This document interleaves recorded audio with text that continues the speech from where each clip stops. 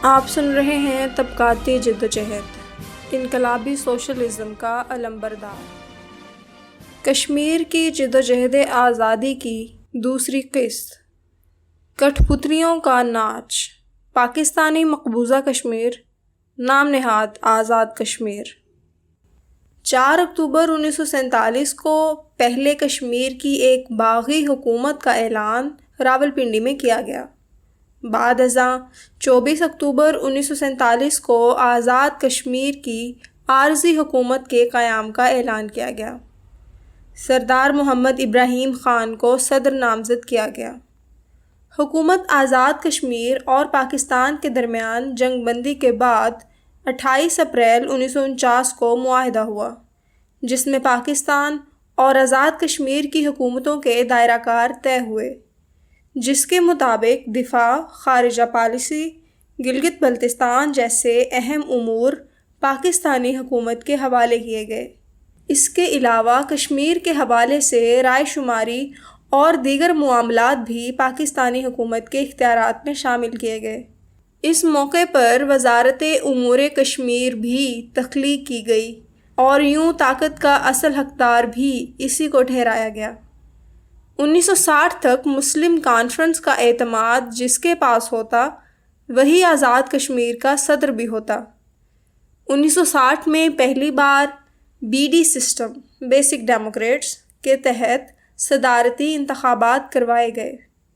1970 میں آزاد کشمیر میں پہلی مرتبہ ایک ایکٹ کے ذریعے عبوری آئین نافذ کرتے ہوئے عوام کو ووٹ کا حق دیا گیا، جس کے تحت براہ راست صدارتی انتخابات کروائے گئے، جن میں مہاجرین جموں کشمیر مقیم پاکستان نے بھی ووٹ دیا۔ 1974 میں ایکٹ 1974 کا قیام عمل میں لایا گیا، جس کے تحت پارلیمانی نظام حکومت قائم کیا گیا۔ آزاد جموں کشمیر قانون ساز اسمبلی 49 ممبران پر مشتمل ہے، جن میں سے 41 کا چناؤ آزاد کشمیر کی عوام اور مہاجرین جموں کشمیر مقیم پاکستان کریں گے۔ ان میں سے 12 نشستیں مہاجرین کے لیے رکھی گئیں، جن کے ذریعے بعد میں آنے والی وفاقی حکومتوں نے اپنی دھونس جمائے رکھی، اور اس خطے کی حکومتیں بنانے میں یہ 12 نشستیں اہم کردار ادا کرتی رہی ہیں، جبکہ 8 مخصوص نشستیں رکھی گئی ہیں، جن میں ٹیکنوکریٹ، علماء، مشائخ، اوورسیز اور 5 خواتین ممبران کا انتخاب منتخب ممبران اسمبلی کے ووٹ کے ذریعے کروایا جاتا ہے۔ ایوان بالا کے طور پر آزاد جموں کشمیر کونسل کا قیام عمل میں لایا گیا۔ آزاد جموں کشمیر کونسل کے 6 ممبران کا انتخاب آزاد کشمیر قانون ساز اسمبلی ممبران کرتے ہیں، جبکہ چیئرمین پاکستان کا وزیر اعظم اور وائس چیئرمین صدر آزاد کشمیر کو رکھا گیا ہے۔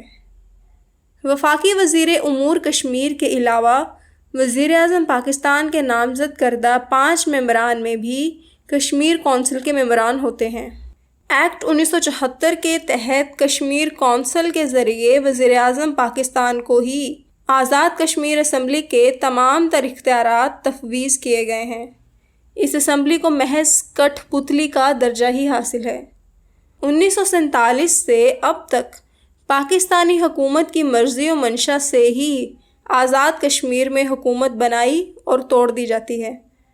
پاکستان کی مداخلت کا اندازہ اس بات سے لگایا جا سکتا ہے کہ 1987 تک تقریباً 1 درجن بار صدر کو اپنے عہدے سے فارغ کیا گیا۔ آج تک کٹھ پتلیوں کا یہ کھیل جاری و ساری ہے۔ گلگت بلتستان۔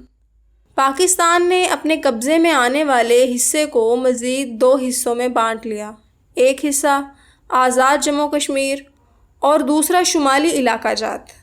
شمالی علاقہ جات میں گلگت اور بلتستان کے ڈویژن شامل ہیں۔ 1947 میں ان علاقوں میں مہاراجہ کے خلاف بغاوت ہوئی اور 1 نومبر کو آزاد ریاست کا اعلان کیا گیا۔ بعد ازاں 16 نومبر 1947 کو پاکستان نے گلگت کو اپنے کنٹرول میں لے کر اپنا پولیٹیکل ایجنٹ بھیجا۔ جنگ بندی کے فوراً بعد 28 اپریل 1949 کو حکومت آزاد کشمیر اور پاکستان کے درمیان ایک تحریری معاہدہ ہوا، جس کے تحت گلگت بلتستان کے وہ تمام علاقے جو پاکستان کے انتظامی کنٹرول میں تھے کو پاکستان کے حوالے کیا گیا۔ اس کے علاوہ حکومت آزاد کشمیر کے پاکستان کے ساتھ تعلقات اور اختیارات کا تعین بھی کیا گیا۔ کشمیر کی پاکستانی دم چھلہ حکومت اور پاکستان کے حکمرانوں نے ایک میز پر بیٹھ کر گلگت بلتستان کے بارے میں فیصلہ کیا اور یہاں کے عوام سے اس بارے میں کوئی رائے لینا بھی گوارا نہیں کیا۔ در حقیقت سرمایہ کی اس منڈی میں عوامی رائے کی بجائے حکمرانوں کے مفادات کی اصل قیمت ہوتی ہے۔ کشمیری حکمرانوں نے تقسیم کشمیر کے بعد سوائے چاکری کے اور کچھ سیکھا بھی نہیں تھا، جسے ثابت کرنے کا یہ بہترین موقع تھا۔ مارچ 1963 کو حکومت پاکستان اور چائنا کے درمیان معاہدہ ہوا، جس کے تحت پاکستان نے چین کو 5180 مربع کلومیٹر پر محیط گلگت بلتستان کا علاقہ تحفے میں دے دیا۔ 1972 میں ذوالفقار علی بھٹو نے گلگت بلتستان کو براہ راست وفاق کے ساتھ منسلک کر دیا، جبکہ 1977 میں جب پاکستان میں مارشل لاء لگا تو شمالی علاقہ جات مارشل لاء کے زون ای کا حصہ تھے۔ پاکستان میں قائم پیپلز پارٹی کی حکومت نے سیلف گورننس آرڈیننس 2009 کے تحت گلگت بلتستان میں قانون ساز اسمبلی صوبائی طرز حکومت کے ذریعے گلگت بلتستان کے عوام کو ووٹ کا حق دیا۔